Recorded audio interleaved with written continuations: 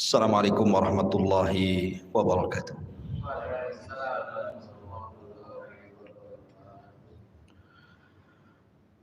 Alhamdulillah. Wassalatu wassalamu ala Rasulillah wa ala alihi wa sahbihi wa mawalah wa la hawla wa la quwata illa billahi wa ba'du.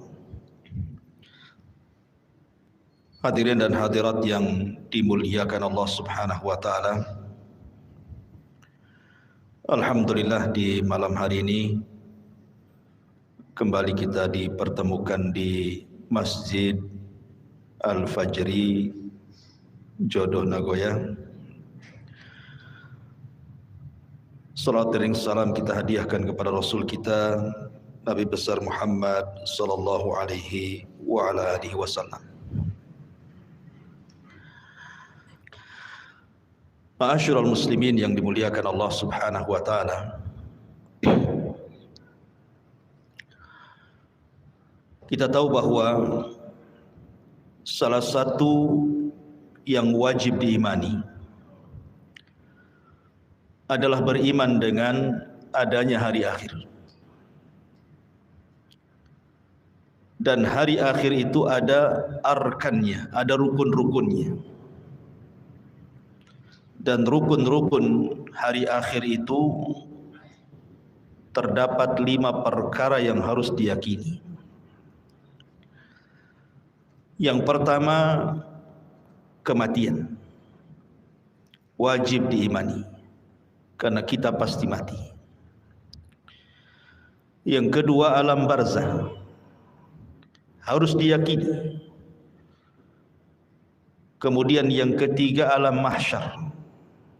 Bahwa kita akan dibangkitkan oleh Allah Subhanahu wa taala dan dikumpulkan.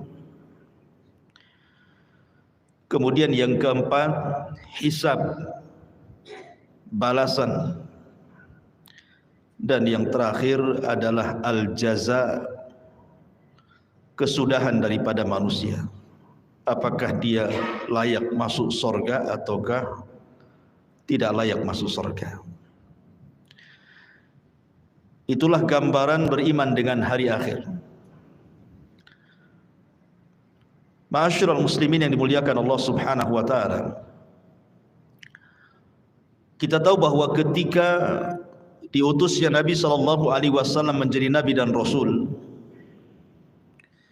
disitulah mulai Israfil meletakkan ujung trompetnya dan siap meniup, menunggu izin dari Allah Subhanahu wa taala. Kenapa Israfil baru meletakkan moncong sangkakalanya saat diutusnya Nabi sallallahu alaihi wasallam? Karena Nabi kita adalah akhirul anbiya, akhir dari seluruh para nabi. Dan kita adalah akhir al-umam, akhir dari seluruh umat. Artinya tidak ada nabi setelah Nabi Muhammad sallallahu alaihi wasallam dan tidak ada umat setelah umat Rasul sallallahu alaihi wasallam.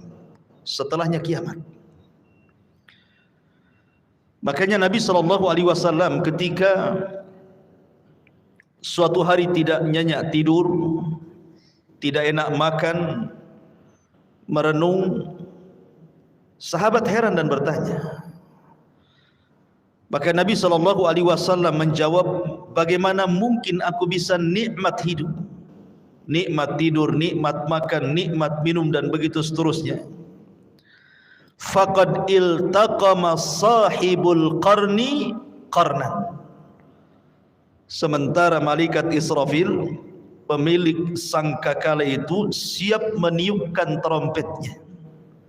Kapan diizinkan Allah, maka dia akan tiupkan itu. Tetapi keadilan Allah Subhanahu wa taala, setiap perkara itu ada muqaddimahnya.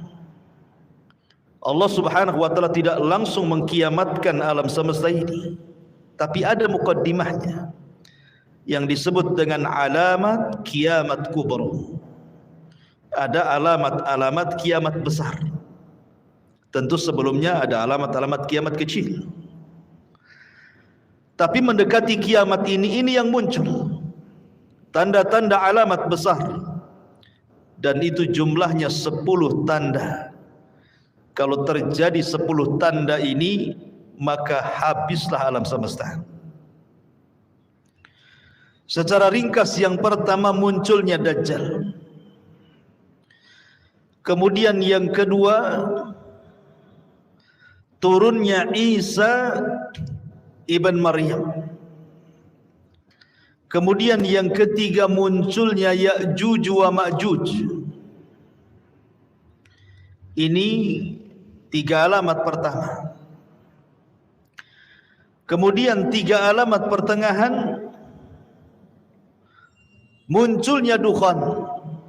Maksudnya dukhan itu asap yang tebal, yang sangat hitam pekat yang ada di langit.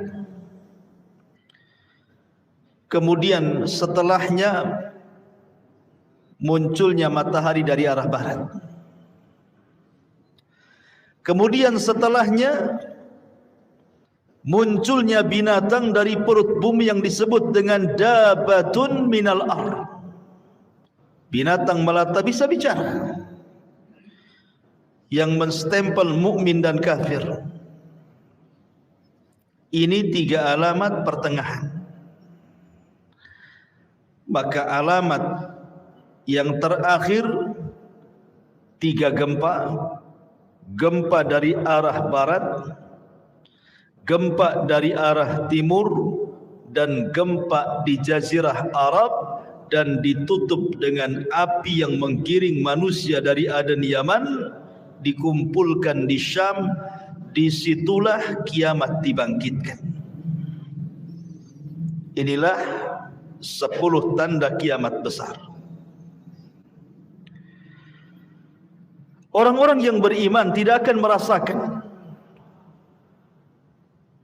tentang adanya kiamat besar, karena orang-orang yang beriman itu sebelum Israfil meniupkan sangkakalanya sudah diwafatkan oleh Allah Subhanahu wa taala dengan cara dikirim angin yang sangat-sangat dingin, kemudian menerpa setiap ketiak orang yang beriman walaupun punya iman sebiji zarah, maka akan wafat dengan angin itu.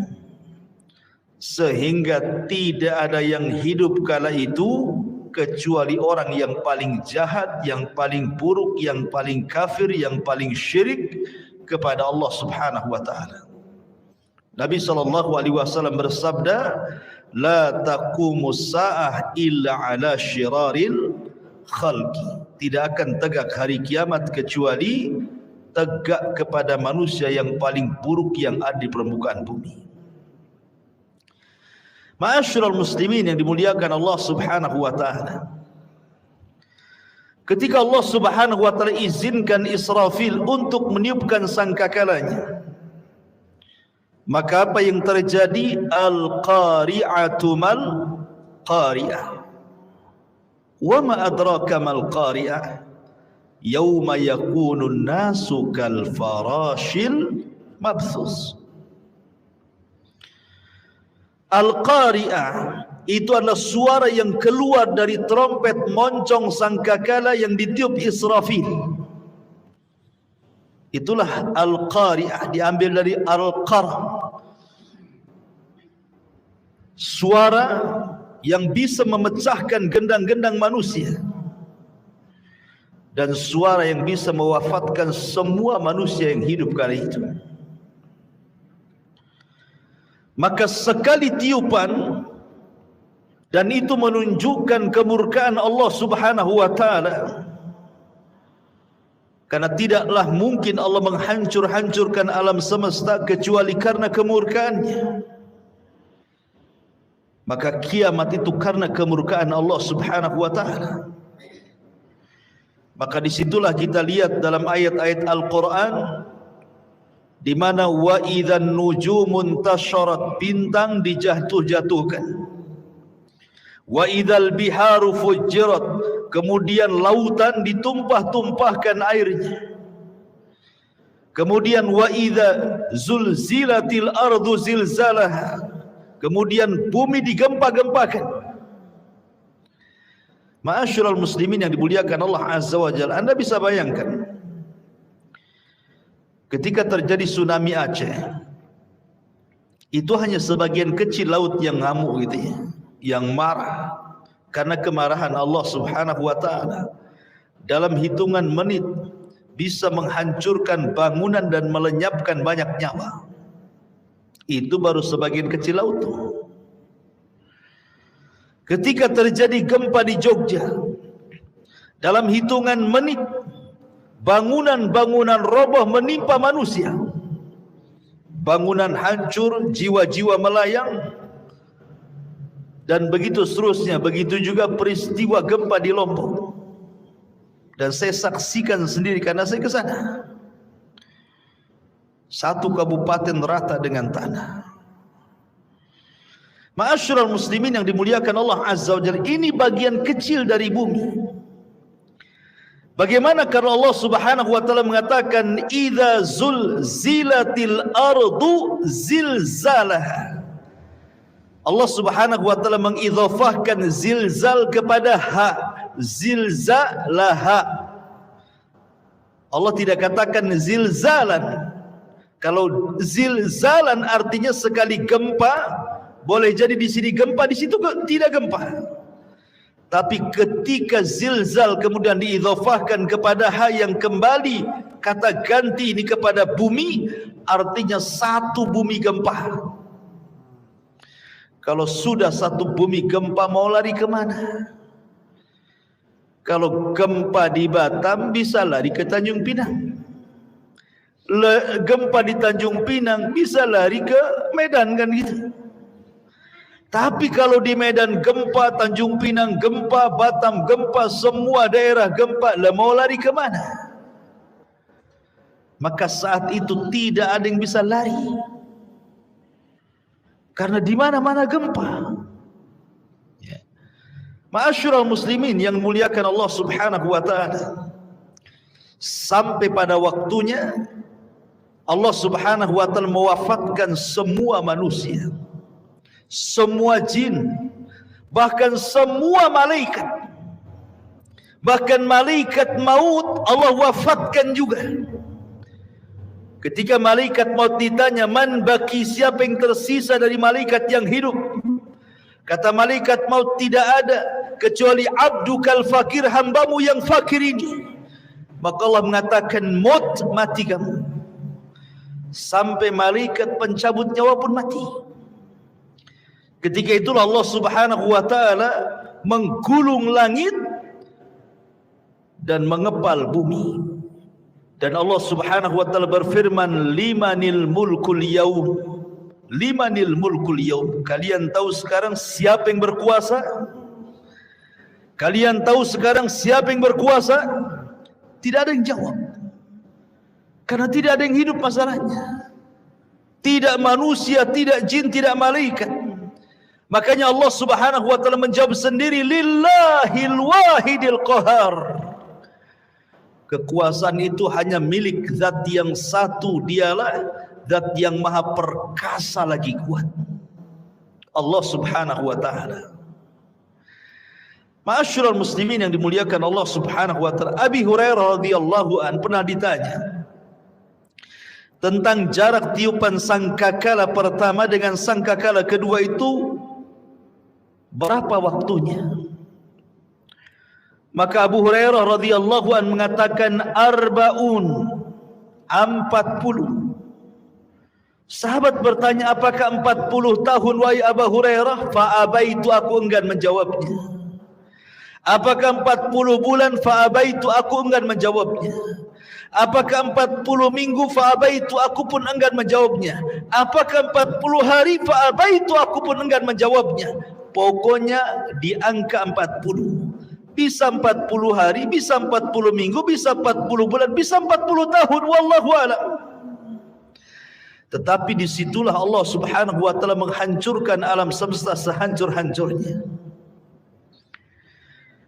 Ketika Allah Subhanahu wa taala menghancurkan sampai bumi yang kita pijak ini Allah hancurkan, Allah berfirman, yauma tubaddalul ardu ghairal ardi. Ketika Allah Subhanahu wa taala ganti bumi yang kita pijak dengan bumi yang lain. Maknanya, ada sebagian ahli tafsir mengatakan maksudnya mengganti bumi dengan bumi yang lain itu zatnya, artinya keseluruhan bumi. Allah hancurkan dulu, baru Allah hamparkan. Ada juga yang mengatakan sifatnya.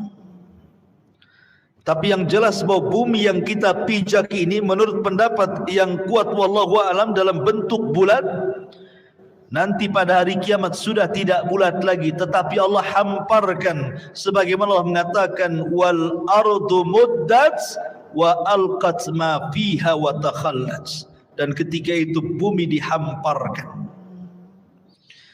dengan bentuk yang sangat putih bersih dan seolah-olah tidak pernah ada orang maksiat di atasnya. Ma'asyiral muslimin yang dimuliakan Allah Subhanahu wa taala, disinilah manusia akan dibangkitkan dengan tiupan sangkakala Israfil yang kedua. Ikhwan, ketika kiamat dibangkitkan, tidak ada satu jasad manusia kecuali Allah hancurkan. Bagaimana Allah Subhanahu wa taala bisa membangkitkan dari jasad yang dihancurkan? Ternyata Allah Subhanahu wa taala tidak menghancurkan semua jasad saat kiamat dibangkitkan. Bahkan dari Adam alaihi salatu wassalam yang dikubur lebih dulu dibandingkan kita dan seluruh anak keturunannya, yang jumlah mereka tidak ada yang tahu kecuali Allah. Berapalah jumlah yang hidup di permukaan bumi sekarang, ikhwan, dibandingkan orang yang ada di kuburan? Tentu lebih banyak mereka. Mungkin jasad mereka sudah dimakan tanah, tetapi Allah Subhanahu wa taala dengan kuasanya ada satu jasad manusia tidak dihancurkan Allah Subhanahu wa taala. Bagaimanapun caranya. Apa itu? Tulang ekor manusia. Tulang ekor manusia walaupun kecil itu tidak akan dihancurkan walaupun dikiamatkan bumi ini. Kenapa? Karena dari tulang ekor itulah kita dibangkitkan oleh Allah Subhanahu wa taala. Jasad boleh hancur tapi tulang ekor tidak hancur. Jasad boleh hancur tapi ruh tidak hancur. Ruh tetap Allah Subhanahu wa taala letakkan di mana? Kalau ruhnya orang-orang yang beriman Allah letakkan fil illiyin, di tempat yang paling mulia, yang paling tinggi. Tapi kalau ruhnya orang kafir diletakkan di tempat yang paling rendah, di dasar bumi yang paling rendah, yang paling dasar. Lah ketika tiupan sangkakala yang kedua, Allah Subhanahu wa taala berfirman, wa akhrajatil ardu athqalaha. Dan kami keluarkan beban-beban isi bumi ke permukaan. Wa alqat ma fiha wa takhallat. Dan kami lempar beban bumi dan semua ada di permukaan bumi. Tentu setelah bumi diganti dengan bumi yang baru. Ini jasad, belum ada ruh. Dan bagaimana Allah Subhanahu wa taala bisa membangkitkan dari tulang ekornya? Dalam hadis yang sahih Allah Subhanahu wa taala mengirimkan hujan. Karena asal kehidupan itu dari air. Dan kami jadikan air itu segala sesuatu bisa hidup, kan itu. Wa ja'alnal ma' kulla syai'in hayyin. Kami jadikan air itu segala sesuatu hidup. Maka Allah akan hujani itu bumi itu. Ketika setiap tulang ekor tersentuh dengan air hujan tersebut, maka semua terlempar ke permukaan. Kemudian Allah ciptakan kembali jasad yang sudah hancur itu. Di situlah Allah Subhanahu wa taala katakan, wa idzan nufusu zuwizat. Ketika Allah lesatkan setiap ruh-ruh yang diletakkan di Iliyin kalau dia ruhnya mukmin, dan roh-roh yang ada di Sijin kalau dia kafir munafik. Dilesatkan semuanya. Subhanallah, tidak ada yang tertukar. Ruh masuk ke jasad-jasadnya yang pernah dia tempati di bumi, semua akan melesat di situ. Disitulah terjadi dalam akidah ahli sunnah wal jamaah sebagai yaumul ba'thi wan nusyur, hari kebangkitan, di mana manusia akan dibangkitkan di situ.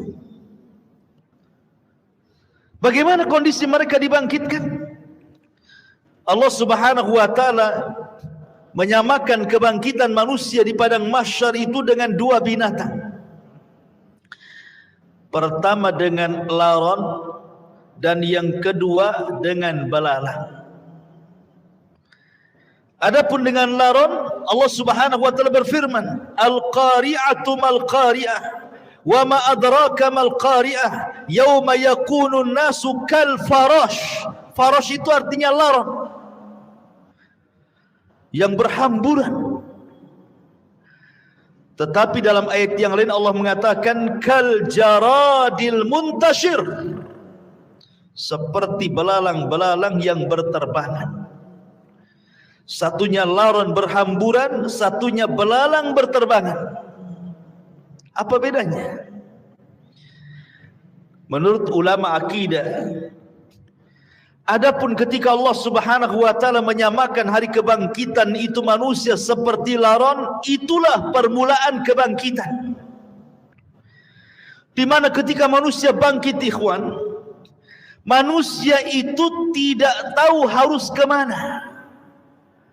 Karena padang pasir itu la ma'lama fi, tidak ada tanda sama sekali. Karena tanah itu putih bersih, tidak ada tanda sama sekali. Ketika di dunia banyak tanda, ini desa, ini kecamatan, ini ibu kota, ini gang, ini jalan, ini lorong, dan begitu seterusnya. Ini kota, ini desa, ini hutan. Di dunia ada maklam, ada tanda. Tapi di akhirat tidak ada tanda masalahnya. Anda mau lari kemana? Mau cari rumah siapa? Sementara ketika Allah Subhanahu wa taala ganti bumi itu datar, tidak ada yang meninggi, tidak ada yang merendah, tidak ada gunung, tidak ada bukit, tidak ada lembah, semua datar. Kenapa Allah ciptakan seperti itu? Supaya menampung manusia sejak zaman Adam sampai yang terakhir mati. Kalau sekarang bumi dalam bentuk sekarang dibangkitkan sejak Adam sampai sekarang, mungkin bumi tidak akan cukup. Karena ada tempat-tempat yang tidak layak dihuni, kan gitu. Tetapi ketika bumi didatarkan, tidak ada yang meninggi, tidak ada yang merendah, tidak ada gunung, tidak ada bukit, tidak ada lembah, semua orang bisa bangkit di situ. Ma'asyiral muslimin yang dimuliakan Allah Azza wa Jalla, ketika awal bangkit itulah Allah mengatakan seperti laron. Antum perhatikan laron, apabila ada lampu datang laron. Laron ini kalau terbang tidak ada aturan. Nabrak kawannya, tiba-tiba besoknya sudah sayapnya bertebaran di mana-mana, jatuh sana kemari, kan? Begitulah kondisi laron. Itulah awal kebangkitan. Manusia lari ke sana, lari ke sini, tidak tahu kemana harus dituju. Nabrak sana, nabrak sini. Baru setelah kemudian ada panggilan di satu titik, agar mereka mendekati kepada panggilan yang Allah Azza wa Jal perintahkan malaikat untuk memanggil, barulah mereka tertib mengarah ke satu titik. Itulah yang disebut dengan jaradil muntashir, seperti belalang. Karena belalang ini kalau terbang bersama koloninya, dia jelas kemana arahnya. Makanya Allah Subhanahu wa taala menyebutkan dengan dua binatang, belalang dan laron. Baru ke satu titik. Ma'asyiral muslimin yang dimuliakan Allah Subhanahu wa taala, di sini ada peristiwa yang luar biasa. Saat terjadi kiamat, ikhwan, semua bintang dan galaksi dijatuhkan dan ditubruk-tubrukan, kecuali dua bintang yang tidak dijatuhkan. Pertama matahari dan bulan tidak dijatuhkan. Justru matahari yang tidak mungkin berjumpa dengan bulan, karena ketika terbenamnya matahari muncul bulan, ketika bulan kemudian terbenam muncul matahari. Tidak mungkin bulan berjumpa dengan matahari. Tapi nanti pada hari kiamat Allah katakan wa jumi'asy syamsu wal qamar. Allah gabungkan matahari dan bulan jadi satu.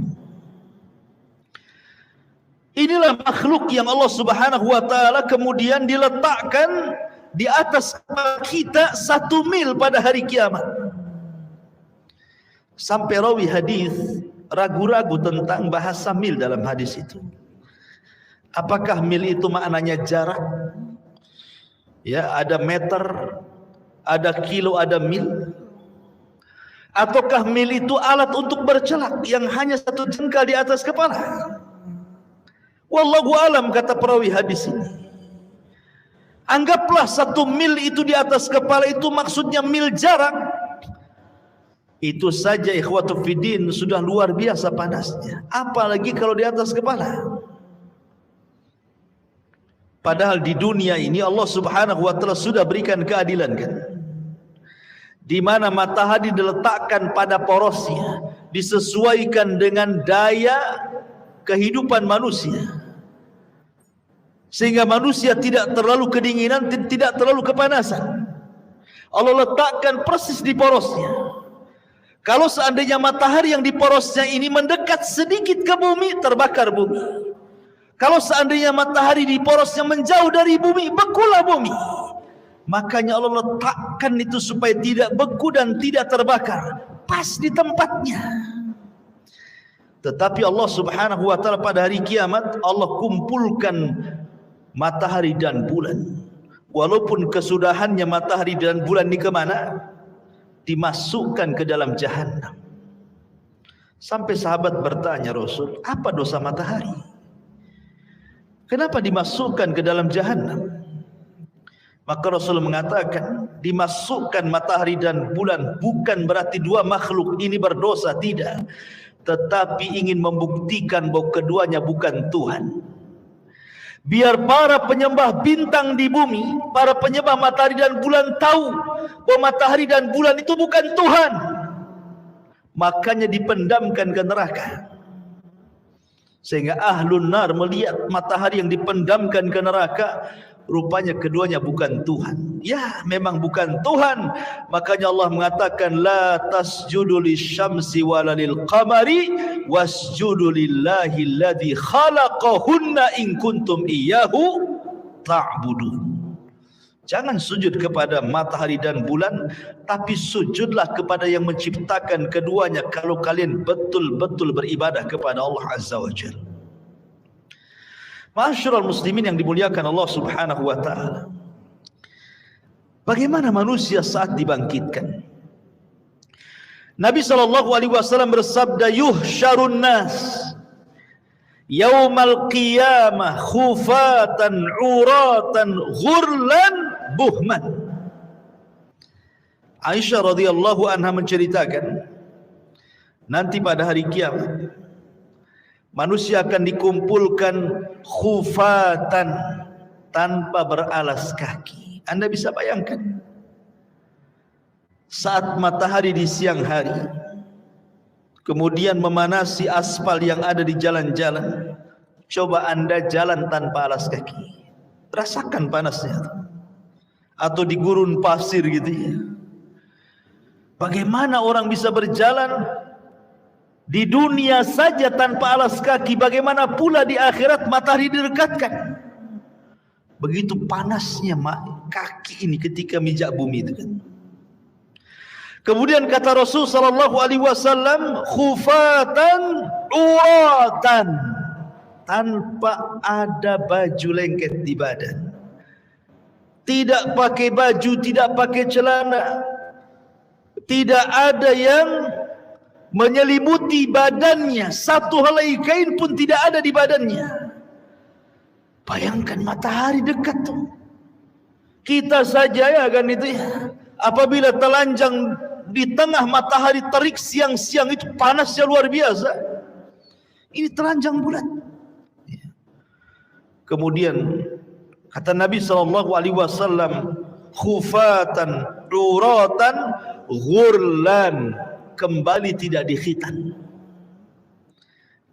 Waktu kita dikhitan, kita dibuang kulit, kemaluan, kemudian entah berantah kulit itu. Tapi Allah akan kembalikan lagi ke setiap jasad manusia. Untuk apa? Lidiqqatil hisab, kata para ulama, supaya hisabnya betul-betul komplit. Sampai kepada masalah kulit kemaluan pun harus nempel, supaya betul-betul dihisab. Ya.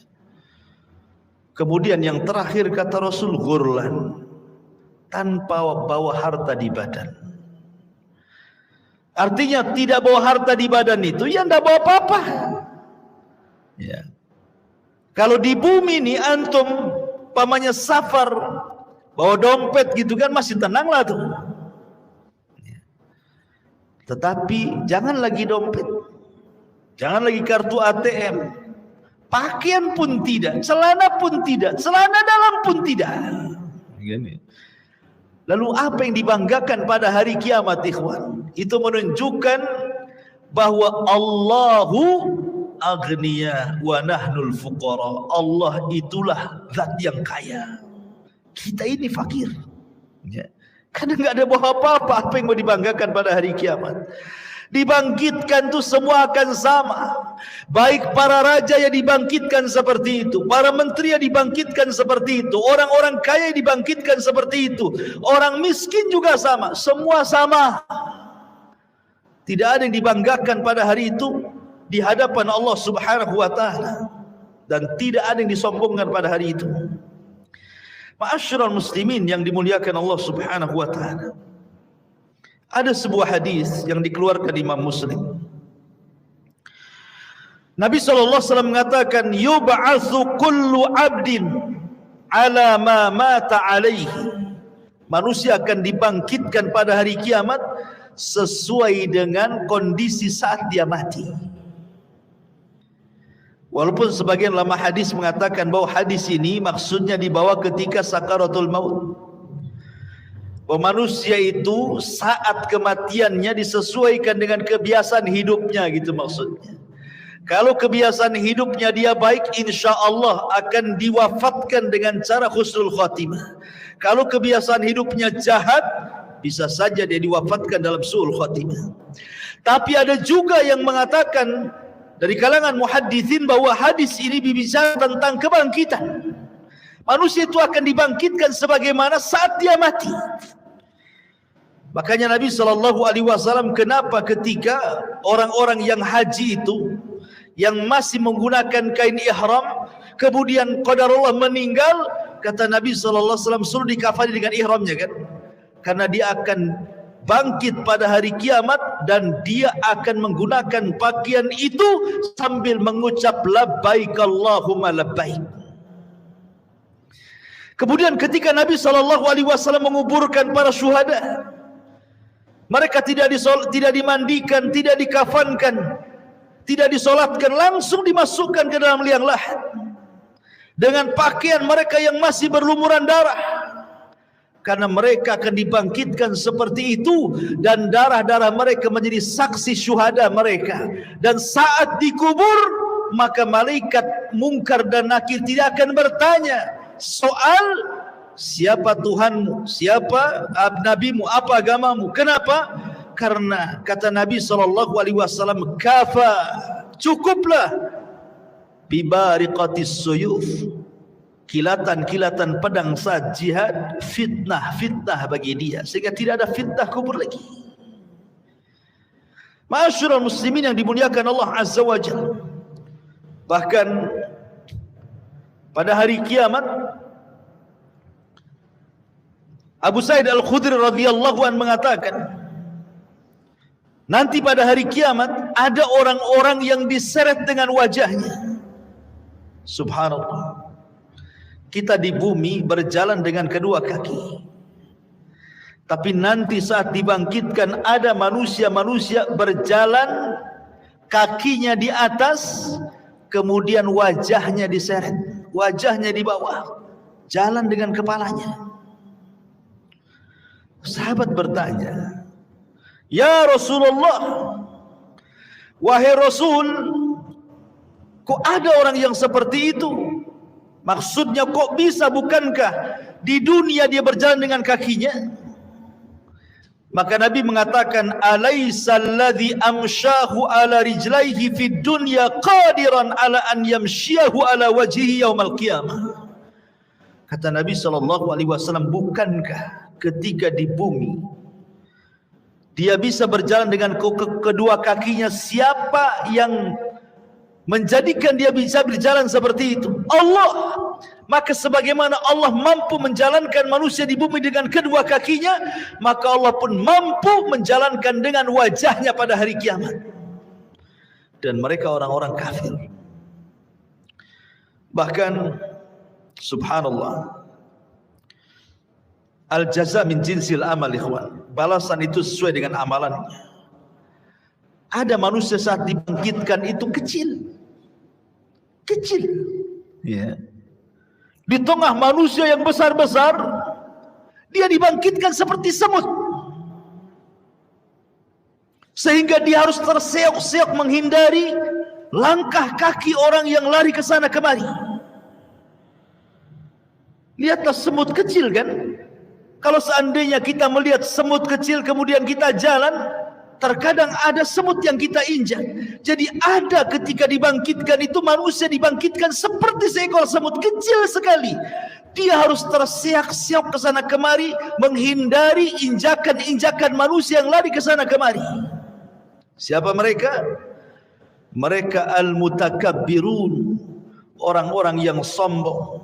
Sebagaimana Nabi SAW bersabda tentang mereka, bahwa orang-orang yang sombong akan diciptakan seperti biji zarah pada hari kiamat. Mereka terseok-seok karena menghindari injakan kaki manusia yang besar itu.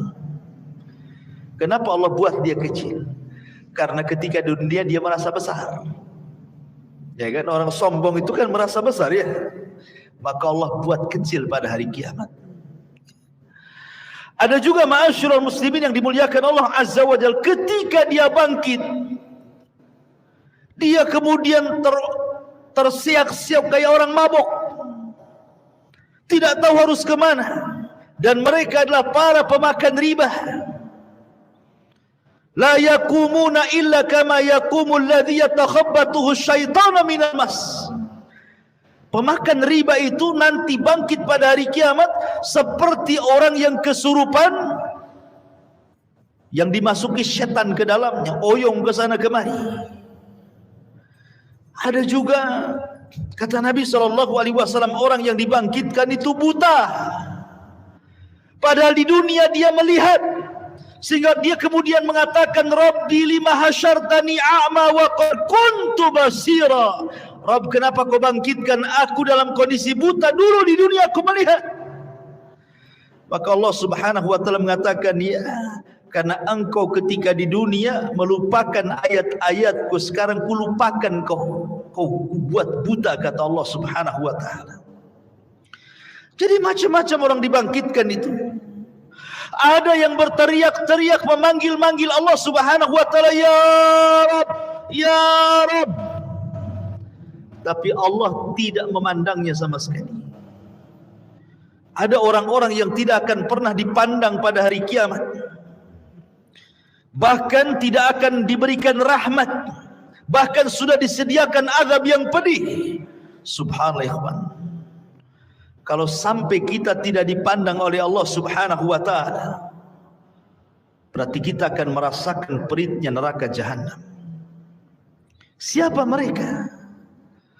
Kata Nabi SAW, "Thalathatun la yukallimuhumullahu yaumal qiyamah, wa la yuzakkihim, wa la yanzuru ilaihim, wa lahum adzabun alim." 3 orang tidak akan diajak bicara pada hari kiamat, tidak akan disucikan, tidak akan dilihat, bahkan azab sudah menunggu mereka. Pertama, syekhun zani, sudah tua tapi suka berzina, menunjukkan akhlaknya buruk.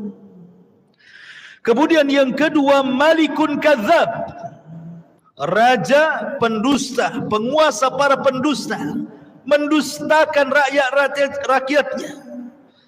Wa'ilun mustakbir, sudah miskin sombong pula dia. Kemudian juga Rasul mengatakan, salasatun la yukallimuhumullahu yaumal qiyamah.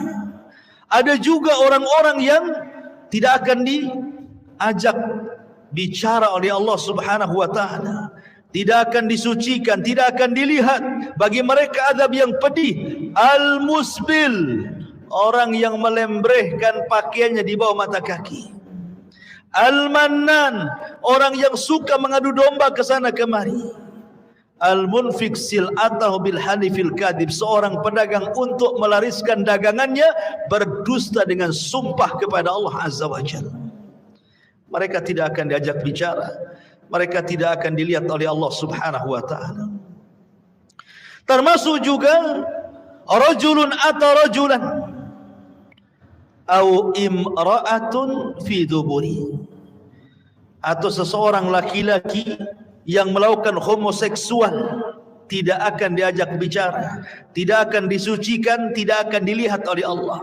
Atau seorang laki-laki yang berhubungan lewat dubur istrinya, tidak akan diajak bicara, tidak akan disucikan, bahkan tidak akan dilihat oleh Allah Subhanahu wa taala.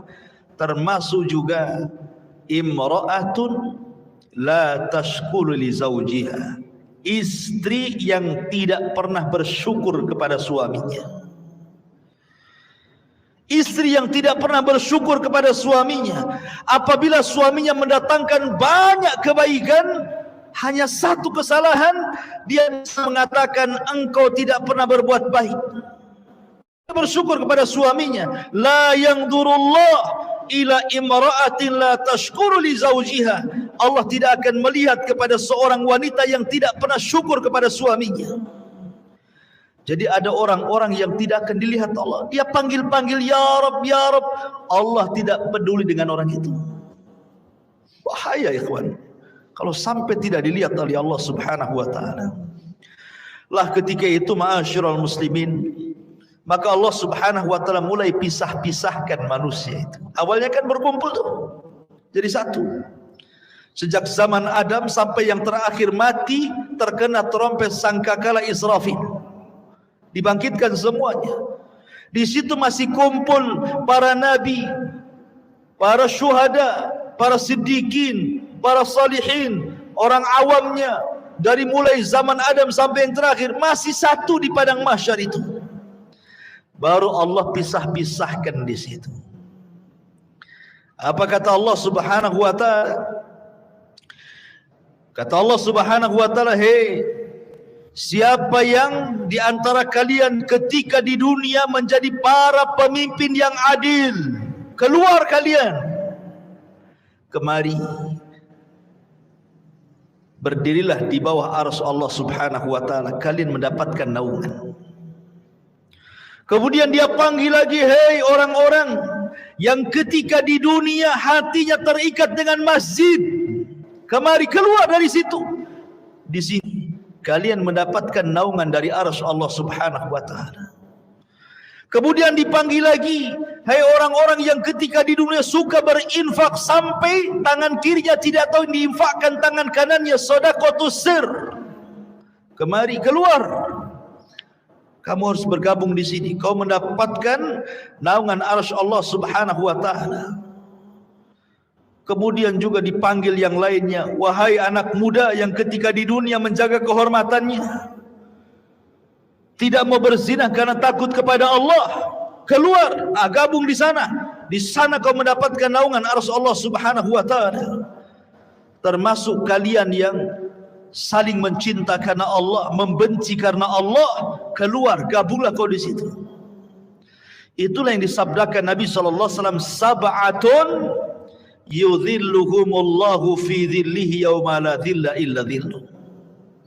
7 orang yang akan mendapatkan naungan di hari yang tidak ada naungan kecuali naungan Allah Subhanahu wa taala. Mereka akan dikeluarkan, ya, akan dikelompokkan sesuai dengan amalan mereka, gitu maksudnya. Termasuk ahli sedekah, karena sedekah itu as-sadaqatu, bahwa sedekah itu akan mendapatkan naungan pada hari kiamat. Ma'asyiral muslimin yang dimuliakan Allah Subhanahu wa taala, lalu berapa waktu mereka harus tinggal di padang mahsyar itu? Ulama mengatakan bahwa mereka akan tinggal di padang mahsyar itu 50 alfasana, 50.000 tahun. Tentu 50.000 tahun ini berlaku kepada orang-orang kafir, berlaku kepada orang-orang munafik dan orang-orang mujrim. Tapi orang-orang yang beriman tidak. Hisab mereka cepat. Kenapa? Karena usianya juga pendek. Kata Nabi SAW, a'maru ummati baina sittina wa sab'in. Usia umatku itu berkisar 60 sampai 70 tahun saja. Karena usianya pendek, hisabnya pun cepat. Tapi kalau umat dulu kan usianya lama-lama, sehingga hisabnya juga lama.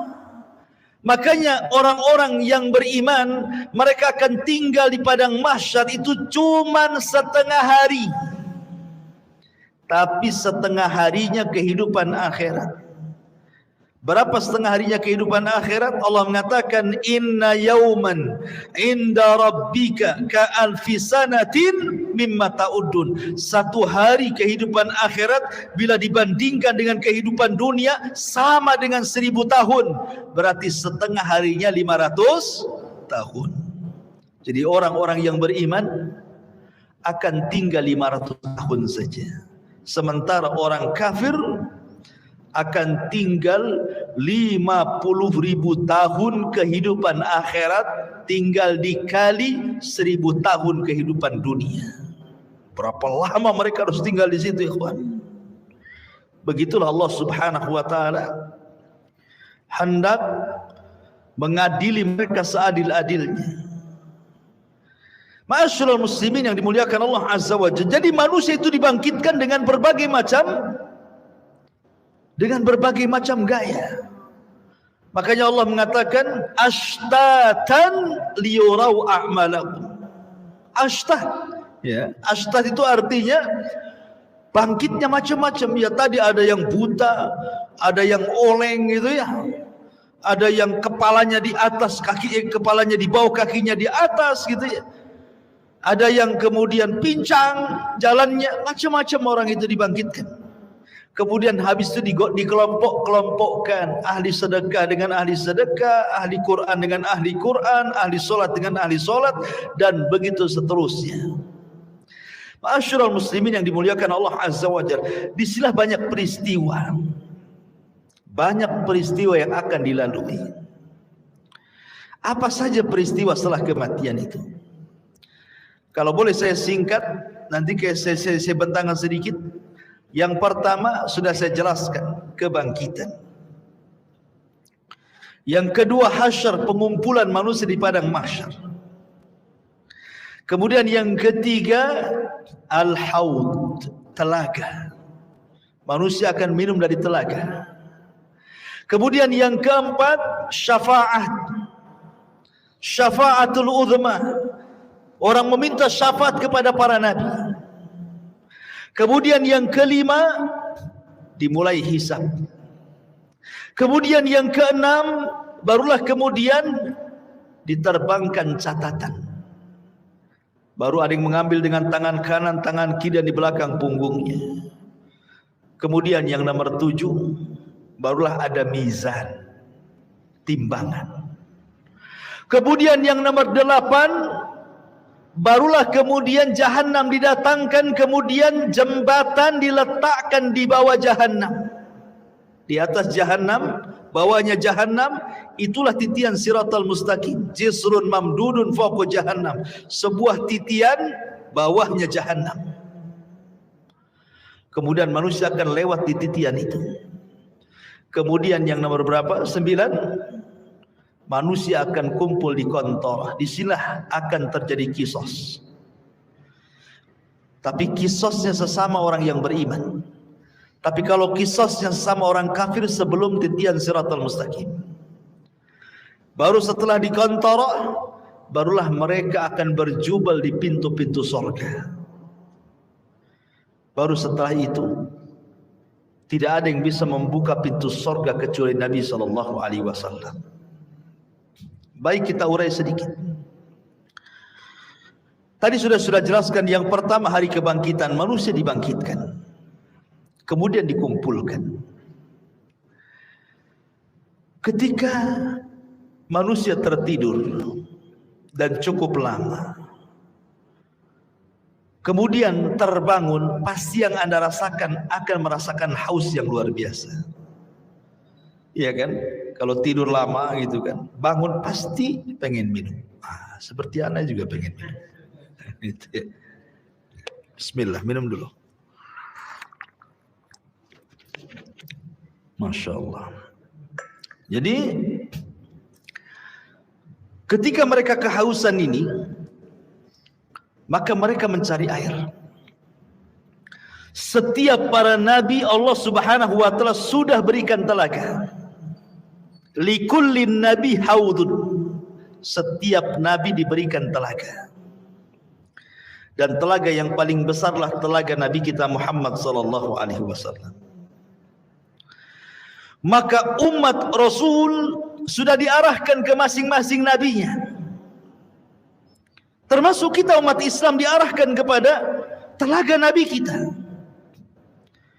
Telaganya sangat besar. Airnya putih, lebih putih dibandingkan susu, kata Rasul. Lebih manis dibandingkan madu. Dan satu kali minuman tidak akan haus selamanya. Dan tidak akan rebutan karena gelasnya sejumlah bintang yang ada di langit, kata Nabi.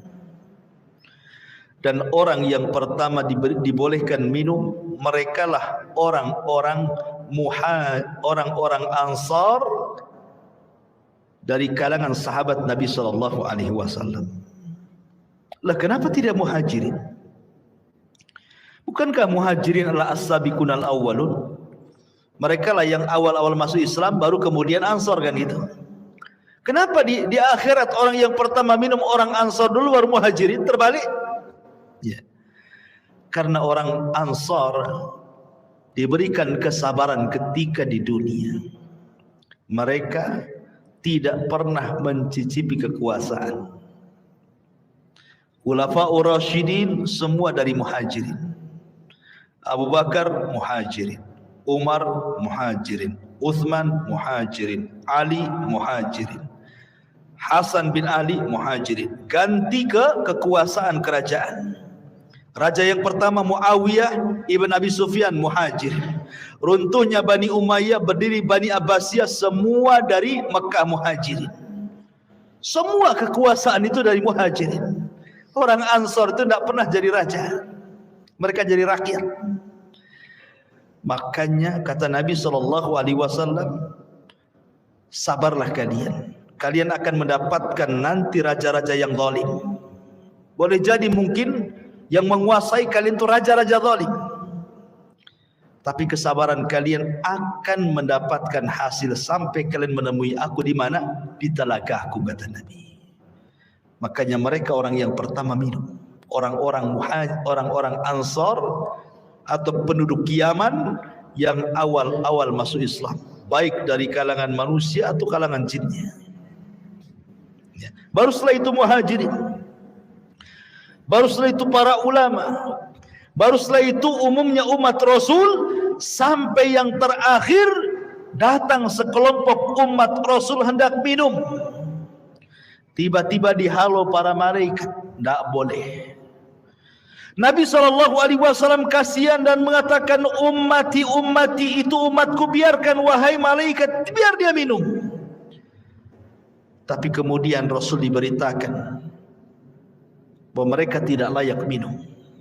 Kenapa? Ya Muhammad, innaka la tadri ma ahdatsu ba'daka innahum ghayyaru wa baddalu. Wahai Muhammad, engkau tidak tahu apa yang terjadi sepeninggalmu. Mereka itu sudah merubah ajaran-ajaranmu.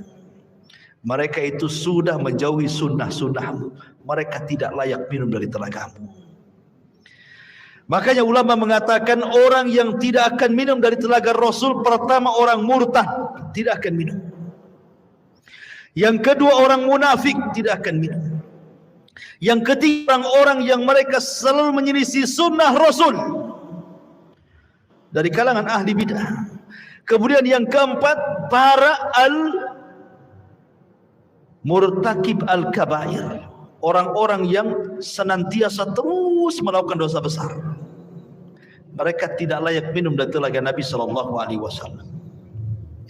Padahal ikhwan, meminum dari telaga Rasul itulah yang menentukan nasib kita saat di padang mahsyar. Karena ketika matahari didekatkan, kita merasa haus. Sementara Rasul mengatakan siapa yang meminum satu teguk saja dia tidak akan haus selamanya, kan? Artinya bisa meringankan beban saat matahari dekatkan sebenarnya. Baru setelah kemudian mereka minum, ada yang minum, ada yang tidak. Kemudian mereka berkumpul lagi di padang mahsyar. Dibiarkan oleh Allah Subhanahu wa ta'ala. Dengan matahari didekatkan, kemudian keringat dicucurkan, sampai-sampai keringatnya membanjiri, sampai kalau seandainya ada perahu dijalankan, perahu bisa jalan di keringatnya. Karena ada yang tenggelam selutut, ada yang tenggelam sepusat, ada yang tenggelam sedada, ada yang tenggelam setelinga, ada yang tenggelam betul-betul dengan keringatnya, sesuai dengan amalannya. Ya, ma'asyiral muslimin, ini menakutkan karena kumpulnya mereka saja sudah menakutkan. Kenapa menakutkan? Karena ketika di kuburan saja mereka sudah takut.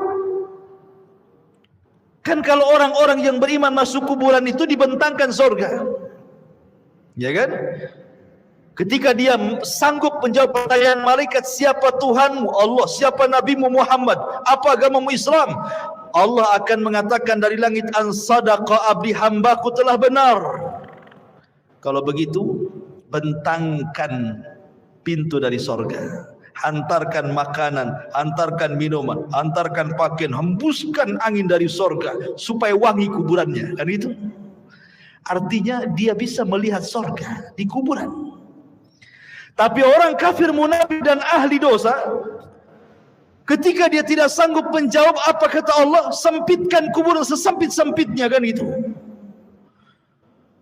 Kemudian bentangkan neraka di hadapannya.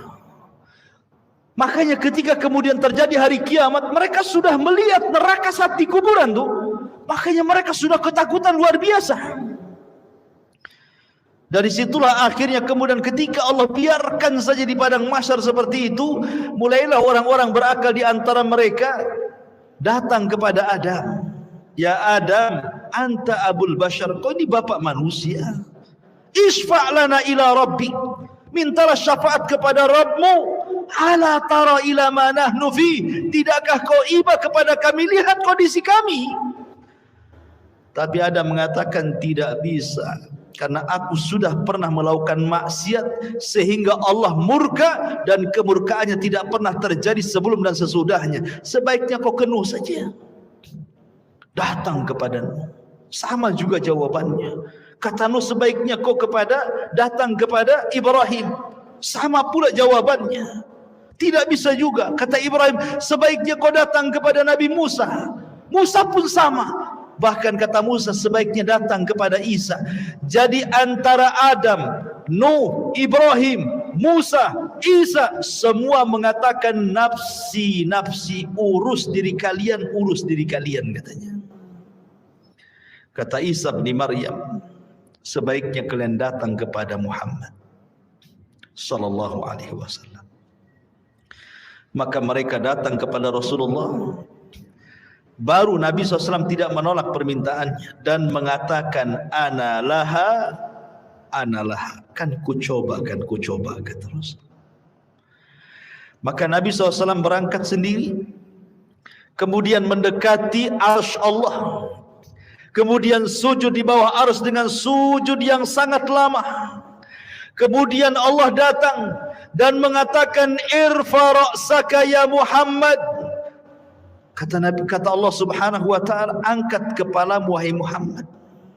Sal qul tusma, sal tu'ta, ishfa tushaffa. Katakan kau didengar, minta kau diberi, mintalah syafaat, ku beri kau syafaat, kata Allah. Ini yang disebut dengan syafaatul uzma, syafaat khusus yang hanya diberikan kepada Rasul kita, tidak diberikan kepada para nabi. Dan orang yang paling bahagia dengan syafaat Rasul, kata Abu Hurairah radhiyallahu an, dalam hadis Abu Hurairah, Nabi SAW bersabda, as'adun nas bi syafaati man qala la ilaha illallah. Orang yang paling bahagia dengan syafaatku, kata Rasul, adalah orang yang mengucapkan kalimat la ilaha illallah. Tentu bukan hanya lisan, artinya orang yang menegakkan tauhid, tidak melakukan kesyirikan. Yang sekarang lagi merebak para perdukunan itu syirik-syirik semua tuh. Ya, jangan percaya kepada mereka. Kalau harus percaya kepada dukun, percayalah ke dukun urut, kan dia. Jelas-jelas ngurut dia kan. Nggak ada mantranya yang ngurutnya. Dukun bayi, ya kan. Kalau dukun santet nggak usah percaya. Dukun ramal apalagi, ya. Jadi ma'asyiral muslimin yang dimuliakan Allah Azza wa Jalla, setelah syafaat, apa yang terjadi? Setelah syafaat, ardul a'mal. Allah akan memperlihatkan amalan kita, ikhwan. Liyurau a'malahum. Allah akan perlihatkan amalan kita. Makanya ada hadis yang mengatakan, nanti pada hari kiamat akan didatangkan manusia membawa pahala sebesar Bukit Tihamah. Coba bayangkan, Bukit Tihamah itu besar. Ya, lebih besar daripada Uhud, cuman lebih kecil daripada Uhud. Cuman kata Nabi, nanti pada hari kiamat ada orang bawa pahala sebesar Bukit Tihamah. Diperlihatkan amalannya besar sekali. Tiba-tiba kemudian amalan itu dihilangkan. Gara-gara apa? Karena orang itu suka bermaksiat sendirian. Dia bermaksiat sendirian. Kok bisa maksiat sendirian? Nah, inilah alat maksiat sendirian. Ini alat maksiat sendirian. Cukup saya dan handphone saja. Itu maksiat sendirian, dalam kamar sendirian, nyumpet apa antum ya. Entah lagi nyebar hoax di situ. Copy paste hoax, ya kan? Atau apalah yang dilihat di situ. Ya. Waktunya sholat masih aja situ kan. Ini maksiat sendirian. Nanti ada orang pada hari kiamat pahalanya sebesar gunung Tihamah. Rupanya setelah diperlihatkan itu saja, tiba-tiba dihilangkan. Kemudian ditanya kenapa dihilangkan? Itulah akibat maksiat sendiri, kesendirian tadi. Ada juga orang yang datangkan, masya Allah, di dunia ahli sedekah. Ahli sedekah.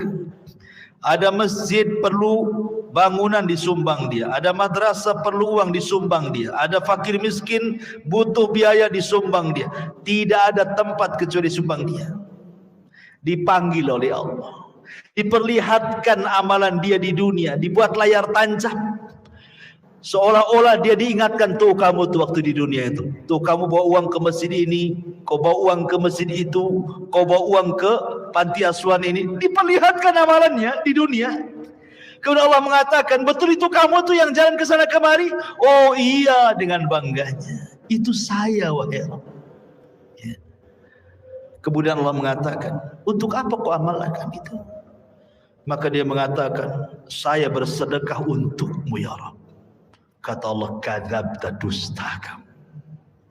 Kadzabta, dusta kamu. Engkau bersedekah itu supaya engkau dianggap dermawan. Engkau bersedekah itu supaya engkau dianggap pemurah. Engkau bersedekah itu supaya dipuji manusia. Kadzabta, dusta kamu. Akhirnya malaikat bawa ini seret ke neraka. Didatangkan lagi para mujahidin. Kemudian diperlihatkan bagaimana saat jihad dia banyak membunuh musuh, akhirnya dia mati syahid. Diperlihatkan sama Allah itu, betul kamu itu? Oh iya, itu saya wahai Rabb. Apa yang kau lakukan? Ustushhidu fik, aku mati syahid karenamu ya Rabb. Kata Allah, kadzabta, dusta. Dusta itu bukan. Kau ini perang hanya supaya orang menganggap kau pahlawan saja, kau pemberani supaya dikenang orang. Tidak. Kadzabta, dusta kamu. Seret, masukkan dia ke neraka. Didatangkan lagi orang pakar Quran, alim bil Quran. Sehari-harinya dia baca Quran, dia ajarkan Al-Quran, dia baca Quran, dia tegak kepada Allah dengan Al-Quran. Diperlihatkan, betul kamu itu yang semalaman salat dengan membaca Al-Quran. Oh iya, itu saya wahai Rabb, katanya. Untuk apa kau lakukan? Oh, qara'tu fikal Quran, aku baca Quran untukmu ya Rabb. Kadzabta, dusta. Dusta kamu. Kamu membaca Quran itu supaya manusia menganggap kau qari, ahli pakar Quran, hebat dalam Quran, dan begitu seterusnya. Kadzabta, dusta kamu. Seret ke neraka. Jadi ada orang-orang yang diperlihatkan amalannya, itu disebut ardul a'mal namanya. Baru setelah ardul a'mal masuk pada perkara hisab. Ikhwan, hisab ini mencakup pertama orang kafir, kedua orang munafik, ketiga orang yang beriman. Adapun orang kafir ada yang mengatakan tidak dihisab. Apa yang mau dihisab? Amalannya sudah lebur-lebur. Makanya Allah mengatakan a'maluhum karamadin istaddat bihi, amal mereka sudah habis, ludas di dunia saja enggak diterima. Lalu apa yang mau dihisab? Ada yang berpendapat tidak akan dihisab orang kafir, langsung ke jahanam. Tapi ada juga mengatakan tetap dihisab, hanya sekedar formalitas untuk menunjukkan keadilan Allah Subhanahu wa taala. Orang munafik lebih jahat dibandingkan orang kafir. Maksudnya munafik i'tiqad ya, bukan munafik amal. Apa bedanya munafik i'tiqad dengan amal? Kalau munafik i'tiqad itu zahirnya Islam, hatinya kafir. Jadi dia masuk Islam dengan badannya, keluar dari Islam dengan hatinya. Tapi kalau munafik amal ini masih muslim, dia hanya meniru sifat munafik. Kalau ngomong dusta, kalau janji khianat, itu munafik amal namanya. Beda ya.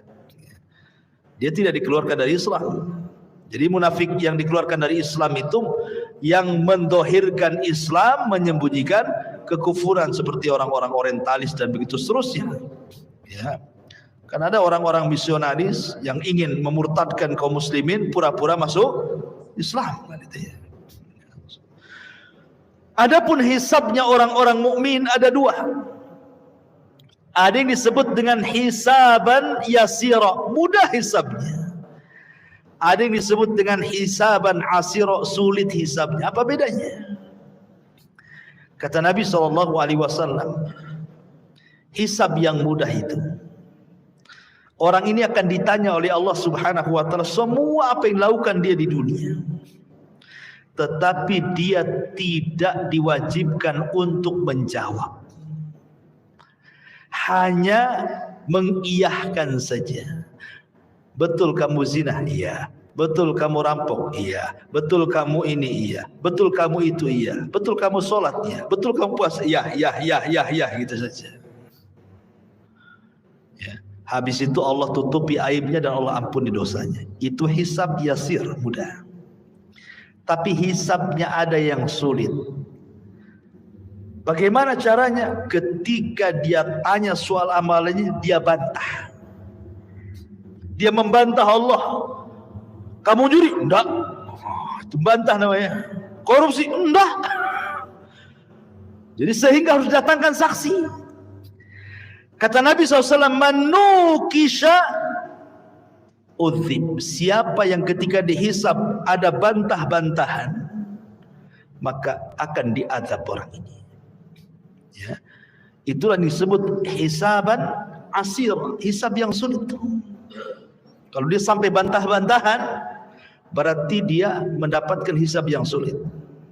Tapi kalau tidak ada bantah-bantahan, dia hanya sekedar ikrar menetapkan apa yang ia lakukan saja, habis itu Allah tutup dan Allah ampuni, berarti dia mudah hisabnya. Ya. Itulah yang disebut dengan hisab mudah dan hisab sulit. Lah, setelah kemudian manusia dihisab, baru terjadi tatayurus suhuf. Suhuf diterbangkan. Disuruh kita mengambil catatan kita masing-masing. Orang-orang yang beriman dengan bangganya dia ngambil dengan tangan kanannya. Kemudian dia mengatakan kepada manusia, "Iqra kitabak, lihat bukuku." Baca katanya. Dia sudah tahu isinya apa. Tetapi orang-orang kafir, dia ambil dengan tangan kirinya dan dia mengatakan, "Duhai, kiranya aku tidak pernah punya catatan seperti ini." Datang orang munafik, diambil lagi dari belakang punggung dengan tangan kirinya lagi. Ya. Baru setelah itu terjadi mizan, timbangan. Apa yang ditimbang? Badannya, amalannya, dan catatan yang dibawanya. Faman thaqulat mawazinu fahuwa fi isyatir radiyah. Kalau berat timbangan kebaikannya, dia akan mendapatkan kehidupan yang diridhoi oleh Allah. Faman khaffat mawazinu fa ummuhu hawiyah wa ma adraka ma hiya narun hamiyah. Tapi yang kemudian khaffat, ringan kebaikannya, berat pula keburukannya, maka dia masuk ke neraka hawiyah. Ya. Ma'asyiral muslimin yang dimuliakan Allah Subhanahu wa taala.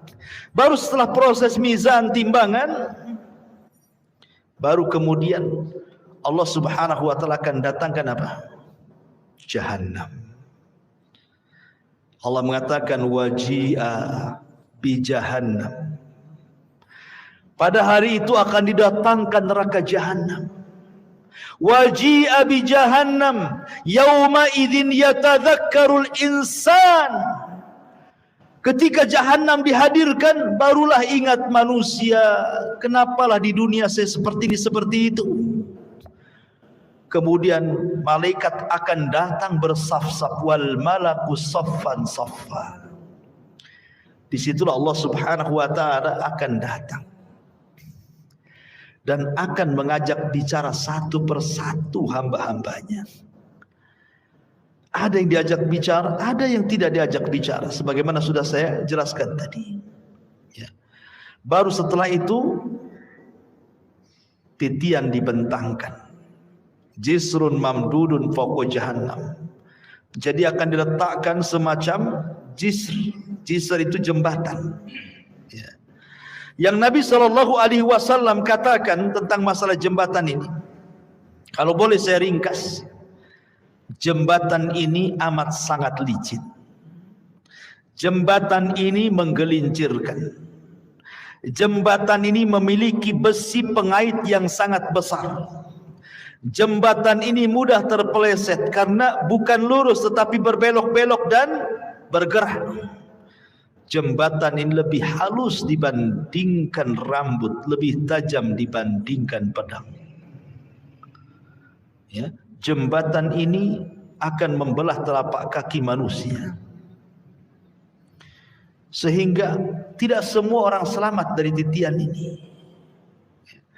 Lah ketika jembatan ini dibentangkan, kemudian Allah mengatakan wasiqal ladzina kafaru ila jahannama zumara. Allah langsung masukkan orang kafir, tidak pernah masuk titian orang kafir itu, langsung dimasukkan ke dalam jahannam. Sehingga yang tersisa cuma dua, mukmin dan kafir. Lalu Allah berikan cahaya untuk modal melewati titian itu. Ada yang seperti kilat, tahu-tahu di ujung saja. Ada yang seperti kuda balap, tahu-tahu di ujung saja. Ada yang seperti pelari kencang atau di ujung saja. Ada yang jalan, ada yang merangkak, ada yang jatuh bangun, begitu seterusnya. Karena ada kalalib di situ, ada kait mengait, ya, yang ujungnya seperti duri dan akan menghantam siapa saja. Kemudian kalau sudah terlempar dari jisr itu, dari titian itu, maka akan sampai di dasar jahanam itu setelah 70 tahun. Karena Rasul yang mengatakan, ketika ada suara dor gitu kan, Rasul mengatakan di hadapan para sahabat, tahu nggak kamu suara apa itu? Sahabat nggak tahu. Itulah batu yang dilempar dari atas titian setelah 70 tahun baru sampai sekarang dasarnya katanya. Nauzubillah. Ya. Ma'asyiral muslimin yang dimuliakan Allah Azza wa Jalla.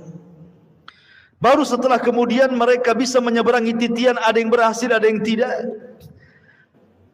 Sampai di sini lelahnya tidak, masih lelah lagi. Ada namanya kontor. Kontor itu tempat kisos. Ingat, kontor itu hanya bagi orang yang beriman saja. Tapi kalau kisosnya antar orang kafir atau orang mukmin mendolimi orang kafir atau orang kafir mendolimi orang yang beriman, itu sebelum titian. Karena orang kafir tidak mungkin naik ke titian. Jadi kalau ada orang Islam mendolimi orang kafir, terjadi kisos di sini. Kalau ada orang kafir mendolimi orang kafir, terjadi kisos di sini. Termasuk juga binatang akan dikisos. Sampai Rasul mengatakan, binatang yang bertanduk dengan binatang yang tidak bertanduk, yang ketika di dunia ditanduk sama binatang yang bertanduk, akan didatangkan tuh, dicabut tanduknya, kemudian diletakkan ke yang tidak bertanduk. Allah mengatakan, tanduklah dia sebanyak dia menanduk kamu di dunia. Disaksikan oleh manusia itu kisos kepada binatang itu, semua akan dikisos. Ya. Yang buaya makan kambing gitu ya. Kemudian harimau makan kancil, semua akan terjadi kisos. Tapi selesai kisos, selesai hisab, apa kata Allah? Kuni turaba, jadilah kalian tanah. Maka binatang-binatang itu semua jadi tanah. Orang-orang kafir menyaksikannya, tiba-tiba mereka mengatakan, ya laitani kuntu turaba. Duhai kiranya aku jadi tanah seperti binatang itu, kata. Mungkin tidak, mustahil. Ya. Lah ini kalau kisosnya di sebelum titian ini bagi orang-orang kafir, sementara kisosnya orang-orang yang beriman setelah titian. Inilah yang dikenal dalam hadis Nabi SAW sebagai hadis muflis namanya. Hadis orang bangkrut. Kata Nabi, atadruna mal muflis hadil ummah. Tahu nggak kamu orang bangkrut di antara umatku ini? Sahabat ya polos saja, orang bangkrut ya orang gulung tikar, usahanya kolab, nggak punya dinar, nggak punya dirham. Oh, itulah orang bangkrut katanya. Kata Nabi, bukan. Orang bangkrut itulah orang yang datang dengan pahala salat, pahala puasa, pahala zakat, pahala-pahala lain-lainnya. Di satu waktu dia pernah mendolimi si fulan, mencaci maki, memukul si fulan, menumpahkan darah si fulan, mengambil harta si fulan, dan begitu seterusnya. Di sini terjadi antara barter pahala dan dosa. Jangan ke situ dulu kamu, sini. Dulu kau memukul saya. Mana pahalamu? Diambil pahalanya. Mau pergi lagi ke pintu surga. Tunggu dulu. Dulu kamu mencaci maki saya. Sini pahalamu. Berangkat lagi. Tunggu dulu. Dulu kau yang menginjak kaki saya. Tunggu dulu. Akhirnya banyak orang yang minta pahala dia. Habis pula pahalanya. Ketika habis pahalanya masih ada juga. Ingat gak? Dulu kok yang ambil uang saya. Sini pahalanya. Saya tak ada pahala. Tak apa kok tak ada pahala. Aku punya dosa. Nih dosaku ambil. Gitu kan. Datang lagi. Dulu kau pernah menzalimi saya. Mana pahalamu? Ndak punya. Nggak apa-apa. Nih dosaku ambil. Bayangkan coba. Makanya Rasul mengatakan orang ini disebut orang bangkrut. Kalau ibarat pedagang itu modal habis, hutang pula numpuk. Ya. Orang ini habis pahalanya diberikan orang, dosa pula ditanggung dia, itu maksudnya ya. Makanya disebut bangkrut orang ini. Kalau masih tersisa pahalanya, ada kesempatan masuk surga. Kalau tidak, dicemplungi lagi ke neraka. Di sini terjadi kisos, ikhwan, antar orang yang beriman. Bahkan yang mengeri adalah kisosnya pembunuhan. Karena awal yang pertama dihisab oleh Allah itu, kalau hak manusia adalah masalah darah. Ya. Dan itu ketika proses hisab itu, yang pertama kali hak manusia adalah darah. Tapi kalau hak Allah, salat. Yang pertama dihisab kalau hak Allah adalah salat. Tapi kalau hak hamba, masalah darah. Kata Abdullah ibn Abbas radhiyallahu anhu, orang-orang yang dibunuh itu akan membawa kepala, tangan kirinya diambil kepalanya. Jadi dia berjalan tanpa kepala. Walaupun ketika di dunia dibunuhnya bukan dipenggal kepalanya, mungkin diracun, mungkin dicekik, mungkin diapa gitu ya, mati. Tapi nanti pada hari kiamat orang-orang yang dibunuh tanpa kepala berjalan menghadap Allah, dan tangan kirinya membawa kepalanya sambil bercucuran darah di lehernya. Kemudian tangan kanannya membawa pembunuhnya, dihadapkan kepada Allah. Kemudian dia mengatakan, ya Rabb, sal hadza lima qatalani. Ya Rabb, tanya orang ini, kenapa dia sampai membunuh? Tanya. Ya. Karena pembunuhan itu kan sebagaimana sabda Rasul nanti di akhir zaman, al-qatil la yadri fi ma qatal wal maqtulu la yadri fi ma qutil. Orang yang membunuh bingung kenapa dia bisa membunuh, orang yang dibunuh lebih bingung lagi kenapa saya bisa dibunuh. Karena dalam Islam itu aturan bunuh membunuh sudah ada, qisas, atau dia berzina dan sudah menikah, atau karena dia murtad, dijelaskan begitu ya. Tapi gara-gara rebutan parkir bunuh-bunuhan, gara-gara waris bunuh-bunuhan, gara-gara masalah sedikit utang piutang bunuh-bunuhan, ini akan terjadi kisos. Dan kisos ini akan diulang. Walaupun di dunia kisos ini berlaku, tetap akan diulang. Karena yang namanya kisos itu belum memuaskan sebuah keadilan. Walaupun sesuai dengan syariat Islam. Apalagi tidak sesuai dengan syariat Islam. Yang sesuai dengan syariat Islam saja tidak memenuhi keadilan. Contoh, si A membunuh si B, yang satu preman, yang si B ini orang soleh. Si B ini dia penopang keluarganya, yang satu ini preman. Dibunuhlah orang baik ini. Kemudian datang ke mahkamah Islam, diponis kisos, dibunuh premannya. Akhirnya sama-sama mati kan.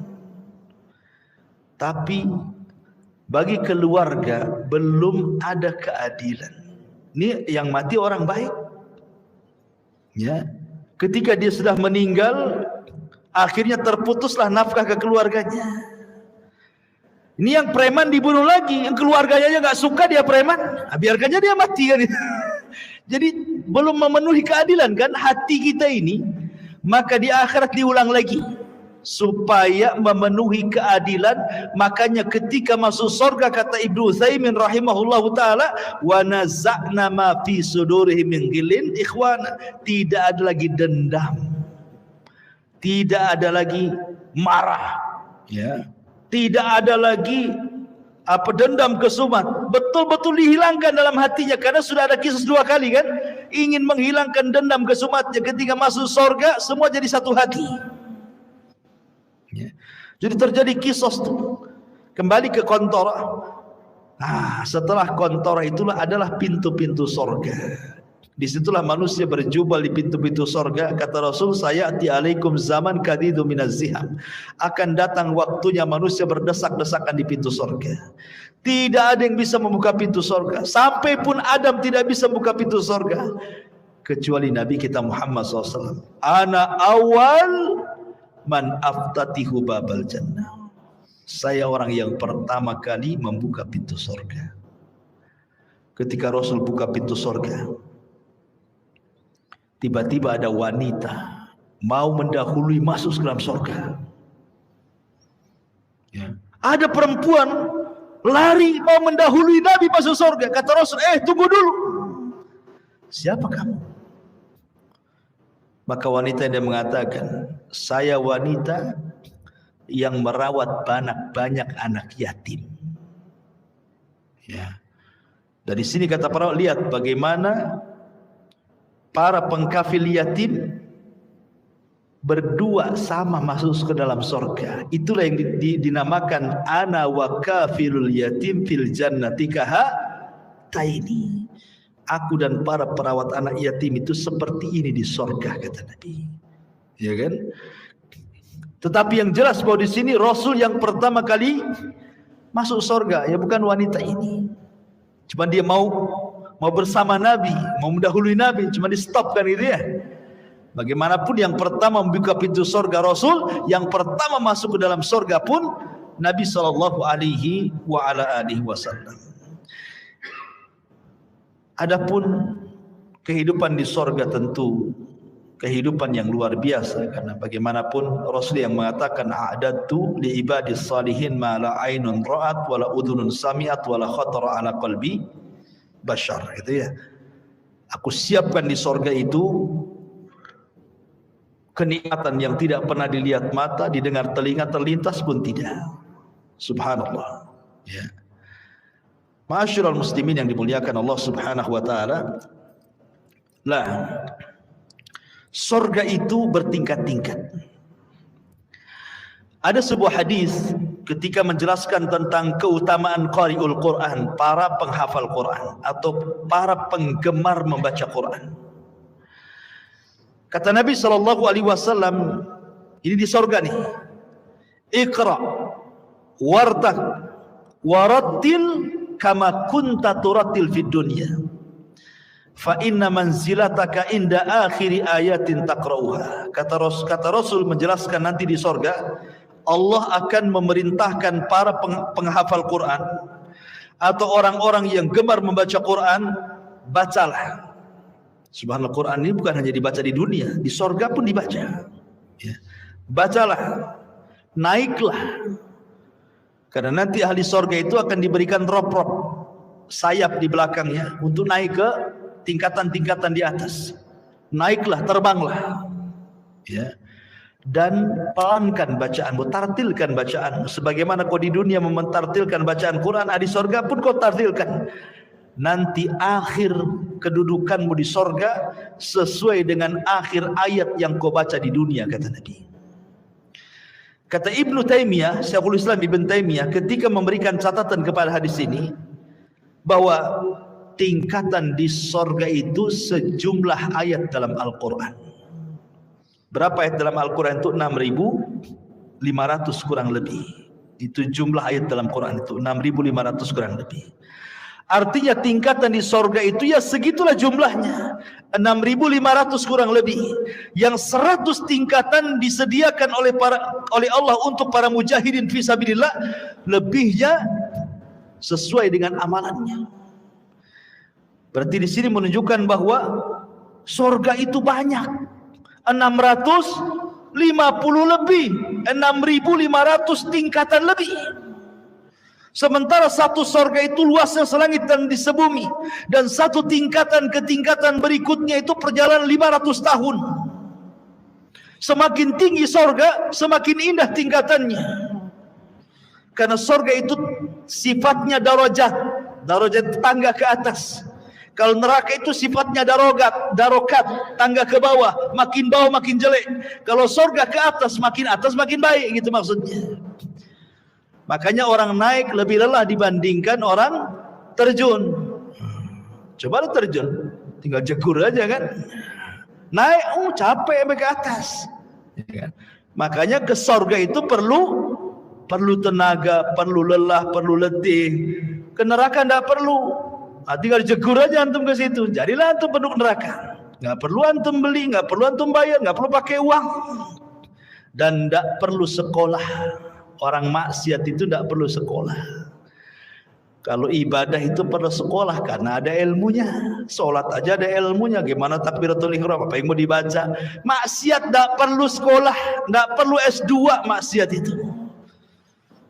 Tamat TK aja bisa maksiat. Makanya tidak lelah orang masuk neraka itu. Tapi enak. Itulah makanya ikhwatu fiddin. Kenapa sorga itu dibaluti dengan makari, hal-hal yang tidak suka.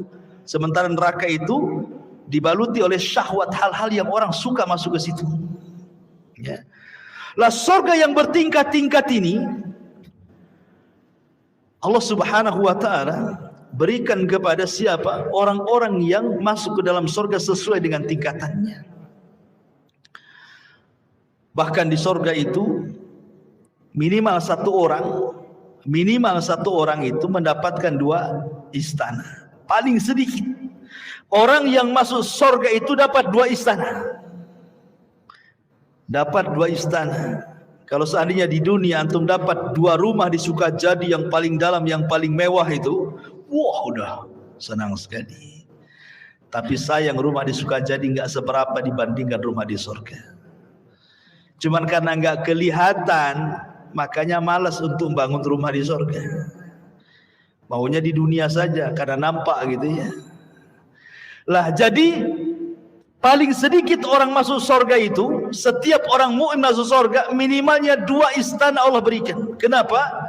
1 istana solid milik dia, 1 istana itu milik orang kafir yang masuk neraka, diwariskan kepada orang yang beriman. Tilkumul jannah uristumuha, itulah surga yang diwariskan kepada kamu. Jadi minimalnya 2. Dan Allah mengatakan waliman khafa maqama rabbih jannatan. Bagi yang takut kepada Rabbnya maka dia Allah berikan 2 surga. Tapi kita bisa lebih daripada hanya 2 istana. Bahkan setiap hari antum bisa menambah istana itu dengan mudah.